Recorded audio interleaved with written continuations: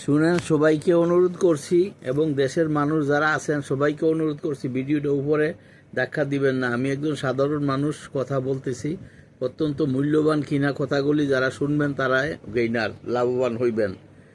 আমি বলতেছি যে আল্লাহ কোরআনের মধ্যে বলছে ওমাং ওমাং উতিয়াং হেকমাতা ফাকাত খাইরান কাসিরান।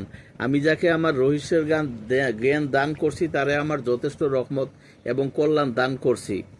তো সেই পরিপ্রেক্ষিতে বলছি যে দান করছে আল্লাহ, যাকে দয়া করছে তারা কিছু জ্ঞান পাইছে। আমি সাধারণত লেখাপড়া করি নাই, মাদ্রাসাও যাই নাই, কিন্তু আমি বলবো কোরআনের কথা দুই চারটা যারা আল্লাহ দয়া করছে, জ্ঞান করছে। আল্লাহ কি বলছে? আল্লাহ বলছে লাতাক না তু মির রাহমাতিকা, আমার রহমত থেকে তোমরা বঞ্চিত হইও না। এখন বুঝতে হবে আল্লাহর রহমত কি।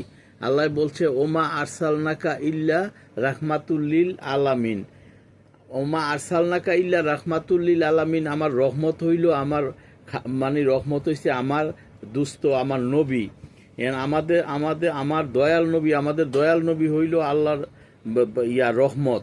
এখন বুঝতে হবে আল্লাহর রহমত পাইতে গেলে দয়াল নবীর ভালোবাসা অবশ্যই থাকতে হবে, পাইতে হবে। তো সেই জিনিসটা না বুঝতে পারলে তা আমাদের দয়াল নবী ছাড়া উপায় নাই। অনেকে বলতেছেন যে আল্লাহ আল্লাহ আল্লাহ তো লাগবেই, কিন্তু দয়াল নবীর ভালোবাসা ছাড়া উপায় নাই দেখা গেছে। আল্লাহ বলছে ইন্নাল্লাহ ইয়াকফিরু জুনুবা জামিয়া, নিশ্চয়ই আমি আল্লাহ সমস্ত অপরাধ ক্ষমা করিয়া দিব, ক্ষমা করব। আবার বলছে ইন্নাহু হু আল গাফুরুর রাহিম, নিশ্চয়ই আমি আল্লাহ ক্ষমাকারী, দয়ার সাগর।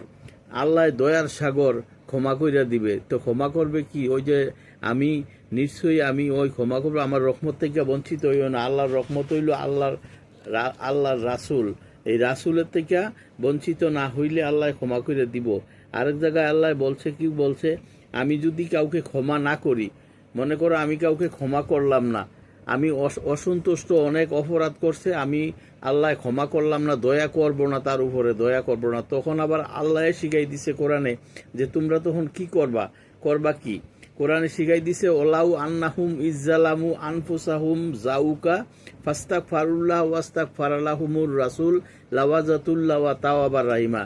তো যখন ক্ষমা করব না তখন তোমরা আমার দুস্থের কাছে চলে যাও, আমার দুস্থে যদি তোমাদের জন্য একটু সুপারিশ করে, আমি আল্লাহ তোমাদের এই সুপারিশ কবুল করব, তোমাদের যত অপরাধ আছে ক্ষমা কইরা দিব। তো ক্ষমা কইরা দিলে তো আল্লাহর রহমত পাইয়া গেল, জান্নাতবাসী হয়ে গেল। তো এখন আল্লাহর রাসুল পাক সাল্লাহ সাল্লামকে ভালো না বাসলে কোনো উপায়ে দেখতেছি না। আর অনেকে চিন্তা ভাবনা করতেছে মনে হয় রাসুল পাক সাল্লাহ সাল্লামের দরকার নাই, শুধু একমাত্র আল্লাহ